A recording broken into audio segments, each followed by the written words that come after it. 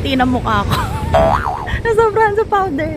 Anyway, so today is my official first day na as in whole day dito sa may Okinawa, and excited ako kasi ang pupuntahan natin is yung southern part ng Okinawa. So for this specific day, nag-avail ako ng tour. Alam niyo kung bakit, guys? Dito kasi sa Okinawa, mahirap mag-tour sa mga lugar kung wala kang sasakyan. Meron silang train dito, meron din silang mga bus, pero kasi parang sa atin, pag pumupunta ka sa mga probinsya, medyo inconsistent yung dating nung buses. So, hindi mo alam kung ano oras siya dadating, kung darating pa ba siya, mga ganun. So, to be safe, nag-avail lang ako ng tour actually sa Agoda ako nag-avail. Kasi mas mura. And, medyo mainit. Yung panahon ngayon, parang sa atin din. Kung gaano kainit sa atin, gano'n din kainit dito. So, samahan niyo ko, guys. Southern Okinawa. Let's go! Good morning! Okay, labas natin yung payong natin kasi medyo mainit na.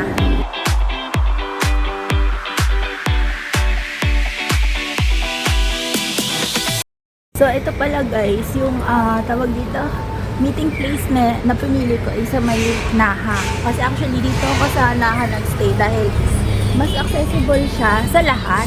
Lahat ng tour na sasalihan ko is mag-meet kami sa Naha Prefectural Office, which is malapit din sa train station. As in, walking distance lang siya, guys. Ito pala, guys, kung gusto nyo, halimbawa family kayo, tapos gusto nyo magrenta ng sasakyan, which is yun talaga yung parang top advice na mas maganda.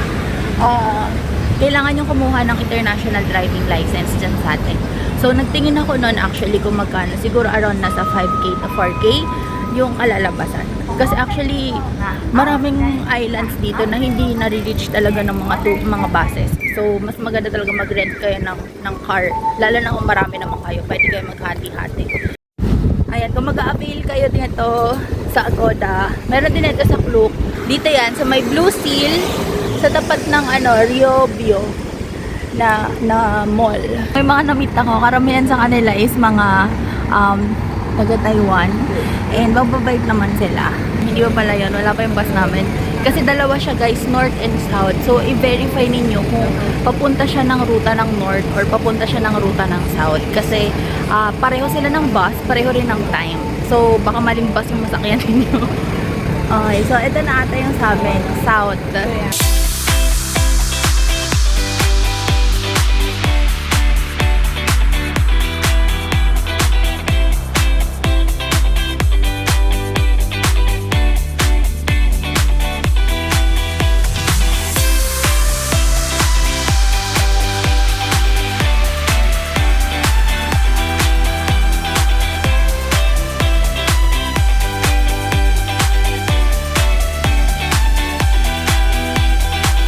So, ito pala, guys, tong bus na to, wala siyang tour guide na kasama. Pero, lalagay lang nila dun sa may dashboard kung anong time yung aalis. So, for this one, dumating kami dito mga 9:30. Ang alis namin dito is 12. So, dapat bago mag-12, nakabalik na kami dito sa bus na to. So, this is our first stop. This is Okinawan World. And kung pupunta kayo dito via DIY, ang bus number na sasakyan is 83. Pero ako kasi kinumpute ko kung magkano magagastos ko. Since ako nga lang mag-isa, mas mapapamahal ako kung magbabas-bas ako. Mas makakamura ako kung magtutour na lang ako. Tsaka mas marami yung pupuntahan. Pero kung gusto niyo siyang i-DIY, bus number 83 yung sasakyan niyo. And then, make sure na yung bus stop is pipicturean niyo yung time. Kasi nga, hindi siya yung parang regular na dumadaan. And, andito na tayo sa may entrance ng Okinawa World. Separate yung binili ko na ticket for I think around 700 plus. Let's go. Okay, 30 minutes daw ang walk dito sa cave na to. Excited ako dito. Ito yung parang look forward ko dito sa Okinawa World, which is tong Yokosendo Cave. Let's go. Okay, guys, andito na tayo. Excited ako. Medyo madulas, ha. So, tsaka may hagdan. So, kung may mga kasama kayong elderly, take care na lang.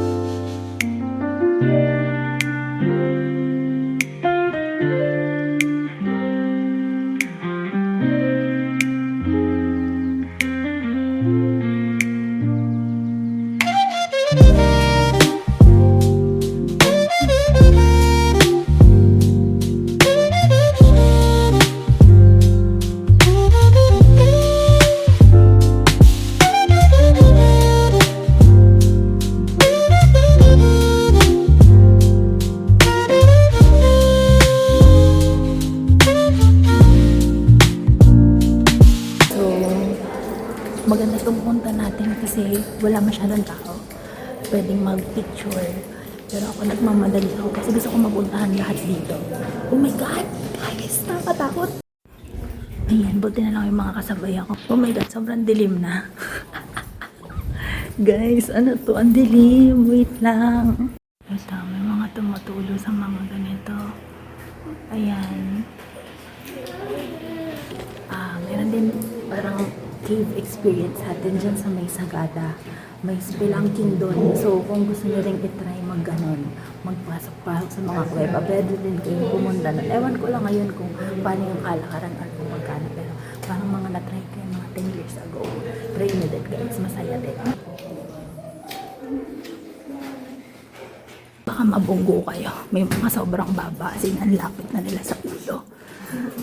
Medyo nakakatakot. Buti may kasama ako. Wow! May tubig na dito, guys. Ayan. Untog kayo, ah. Kasi naman sabi na mag-isa ko pumunta dito. Hindi mo natatakot ng konti. Diyos ko, Lord.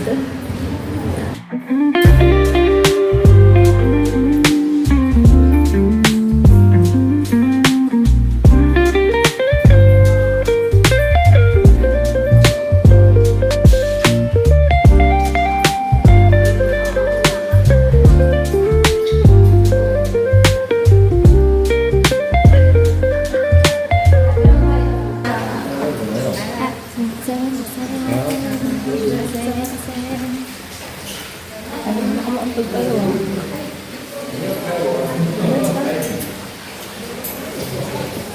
Oh, basahan na yung ulo ko. Sobrang baba naman nito, be. Ayan, ingat kayo, baka mauntog kayo, ah. Ayan, iwas-iwas na lang kayo.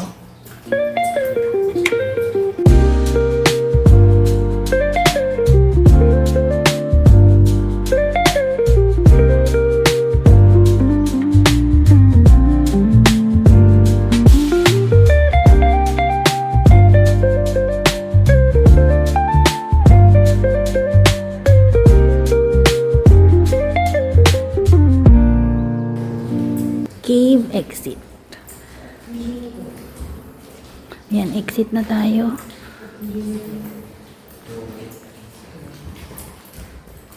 Finally, nakasurvive tayo mag-isa. Maganda sana kung may jowa ka, diba? Magandang stay na natin sa loob. So, ayan. So, next ang pupuntahan natin is gusto ko makita yung mga sa snake naman. Or kung hindi man, yung sa parang mga cultural alam ko mga cultural ginagawa dito like sa glassmaking, yung mga arts and crafts. So, medyo mainit ha. Tingnan natin ka ano meron. May parts doon na, syempre, di ba ako lang mag-isa. May parts doon na parang pag ako lang mag-isa yung naglalakad, medyo natatakot ako. So, pag gano'n, pag may naririnig ako ng hakbang, binabagalan ko. Or pag nasa harap ko sila, binibilisan ko. Kasi may parts na medyo nakakatakot. Lalo na yung sa mga sobrang mababa na yung mababa na yung mga bato. Yung medyo takot ako doon ng ulo. Ayan, nandito na tayo sa taas.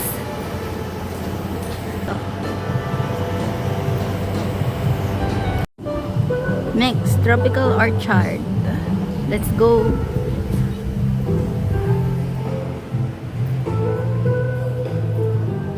Uy, ano to? Ano to?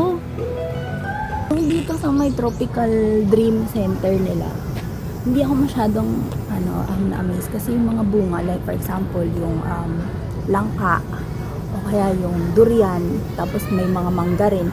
May mangga din kasi sa atin. So, feeling ko pag naghabol kayo ng time, pwedeng lakaran nyo lang siya. Tapos dito kayo dediretso sa may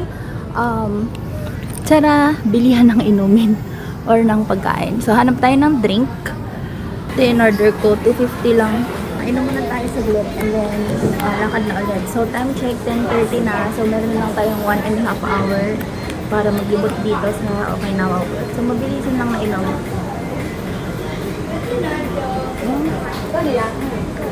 Diyan pala to. Kala ko tubig. Kala ko juice. Battery Studio. Ayan. Tingnan natin.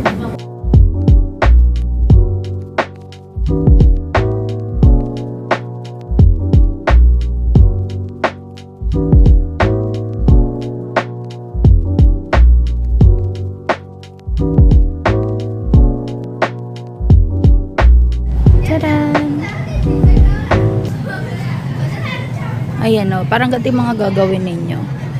So, kung gusto ninyo mag-pottery workshop, pwede rin. Tapos, next door is yung glass, ano naman, parang glass blowing. Ganon. Pero, walang gumagawa ngayon eh. Tingnan ninyo. Ganito yung mga glass. Tapos, workshop din siya. Yan. Parang binoblow nila sa ganyan. Tapos, dito guys, may mga fan. Sobrang init talaga. Like, pag tumapat ka dito, ayan na, nakikita nyo ba yung loob? Ayan, makikita nyo ba? Parang dyan pinapainit. Parang pinoporma na nila yung glass. Kaso nga lang, hindi ko ata maaabot. Ayan o, binoblow. Sayang o, hindi nga nakita ng iba. Ako lang yun nandito eh. Ako lang nanonood. Gusto nyong gumawa. Siguro nasa 4,500 to 6,200 yung type ng baso. Depende kung anong gusto niyo design. May clear glass, bubble glass, fritted bubble glass, original. So, check nyo na lang guys. Ang cute oh. Ito siguro yung mga ginagawa.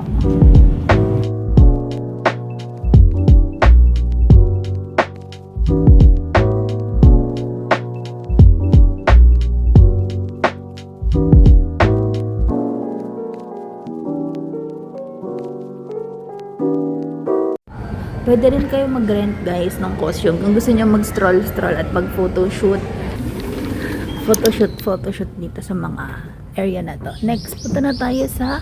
Ay, eto guys. Ito kasi yung tinatawag nila na Ryukyu Kingdom. So, parang ito yung minimimik niya yung parang mga bahay dati. Kung ano yung parang environment ng Okinawan culture before, nung hindi pa naman modernize. Ay, may kumakanta na happy birthday.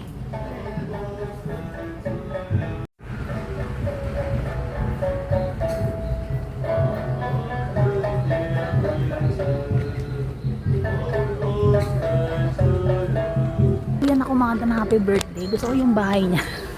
Gusto ko yung tamang chill lang. Teka, puntahan natin to. Ano kaya to? Welcome.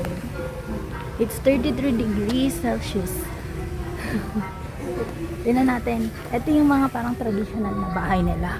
Oh, pak. Diba? Parang pag ganyan yung bahay mo. Oh. Masaya. Pwede ka tumambay dito. Gita-gitara, kape-kape.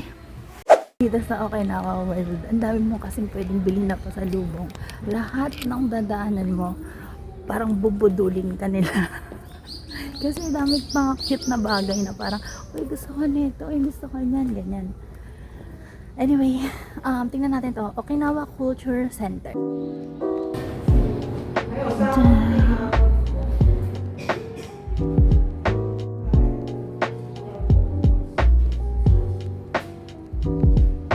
Traditional Okinawan toy. Ganyan yung mga laruan nila dati. Gawa sa dahon. Kaya ito yung mga instruments. Ilao rin sila. Ganyan din tayo.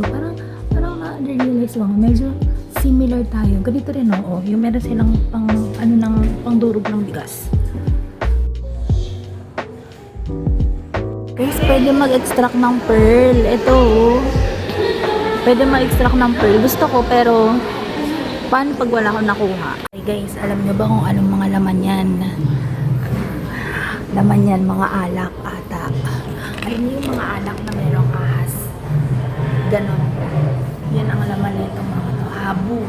Ayan o, yung mga tangki dun sa baba. Ganito yung itsura nila guys. May mga ahas sila sa loob, tapos nakababad.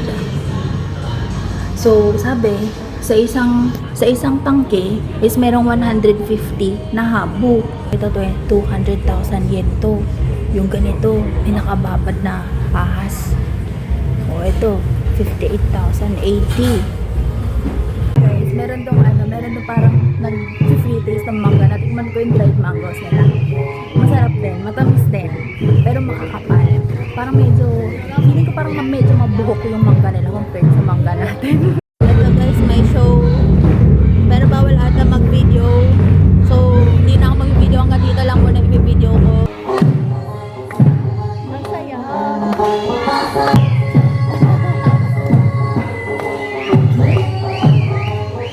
Guys, nakakatuwa to. Yung Aisha show. As in, late na nga ako actually. Pero ang saya. Ang saya. Bawal mag-video. So, hindi ko sila binideo. Pero ang saya guys, as in, may mga drums sila, tapos habang may nagda-drum sila, sumasayaw sila, tumatalon sila, tapos hinahype sila yung mga tao, tapos basta ang saya, parang may feel mo talaga yung culture din. Ewan ko OA lang ako, pero natuwa talaga ako, as in, parang napaka-grateful ko na naman na, oh my God, na-experience ko to, diba? Dito sa Okinawa, na parang may mga ganitong, ano mo yun, hindi ko imagine na kaya kong magganto-ganto mag-isa, diba? So, yun. Ang ganda nito guys, super recommended ko tong Aisha show dito sa Okinawa World. Abangan niyo kasi may time siya, hindi siya palagi. So, naswertehan ko lang na nasaktuhan ko. Screenshot niya na lang para kung gusto niyo manood ng Aisha show, eto, nandito siya. Kanina pa ako may naaamoy parang yung seasoned egg na itlog na gusto ko rin kumain ng gano'n. Naingit ako. May pre-taste, tikman natin, may kiburaot tayo. Nakiburaot ako doon. Hindi ka nabigyan kasi nahiya ako. Ako lang mag-isa yung nakikikain. Pero masarap siya. Actually, for a moment, parang gusto ko rin bumili ng gano'n. Kasi hindi ko alam kung na-replicate ko yung lasa na gano'n. Yung pala yun, yung parang naamoy ko na seasoned egg. Hindi pala siya seasoned egg, parang siyang noodles. Tapos meron siyang nilagay na parang halaman na yun yung lasa. Parang, basta masarap. Ay, teka, may picture dito. Merong free na mini photo. Kaso ang pangit ko kasi, so, hindi ko kukunin yung totoong photo na yung colored na worth 1.5. Eto, libre to. So, sorry. Tignan nyo naman yung itsura ko, guys. Ano yan? Si kuya kasi. Ganda. Dito naman tayo sa Habu Museum Park.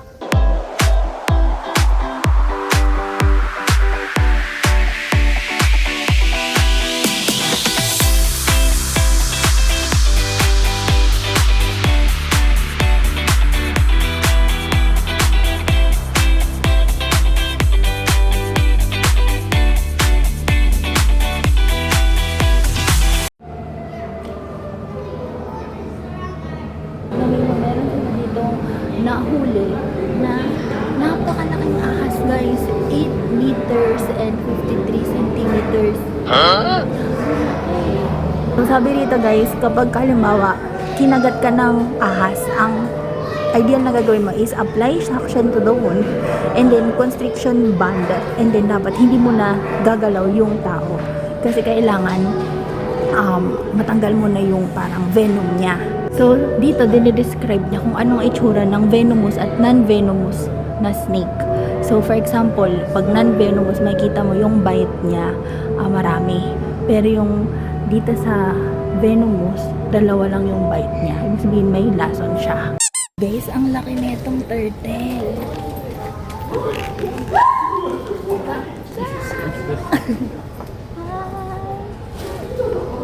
Ang laki. Grabe, ang laki oh. Ito, mas malaki itong isa. Ito. Meron dito ang snake. Meron din dun. Ayun, gumagalaw. Gumagalaw siya oh. Tumaas to. Tumaas sa likod ko. Okay, na tayo dito sa Okinawa World and babalik na ako sa bus. And ang na-realize ko guys, feeling ko lalo na kung may kasama kayong mga bata or yung kumbaga kayo yung tipo na mahilig mag-explore, isa to sa mga must-visit. Actually, kasi parang pag tinignan mo rin sa mga lugar, ang dami pwede puntahan dito guys. And etong Okinawa World is parang museum lang siya kung tutuusin. Pero ang daming magaganda at interesting na makikita na bago sa paningin ko. Tamang technique lang, makapag-picture kayo sa ibang turista para picturean din nila kayo. So, highly recommended tong Okinawa World. Grabe. As in, nung nagpaplano ako ng mga pupuntahan ko, parang nag-second guess pa ako, pupunta ako dito. Kasi nga parang inisip ko, baka parang pambata. Parang, baka museum lang naman siya. Ganyan. Pero hindi. As in, nakakatuwa. Parang dahil mong matututunan. Yun nga lang, maraming budol din. So, kung ano ka, marupok ka sa mga pasalubong, marami ka magbibili dito. Kasi bawat ligo mo parang bilihan ng pasalubong. Pero ako, doon na lang ako bibili sa may Coco Saidori. So, ayun lang. Waiting na lang ako guys. And thank you sa pagsama sa akin dito sa may Okinawa World.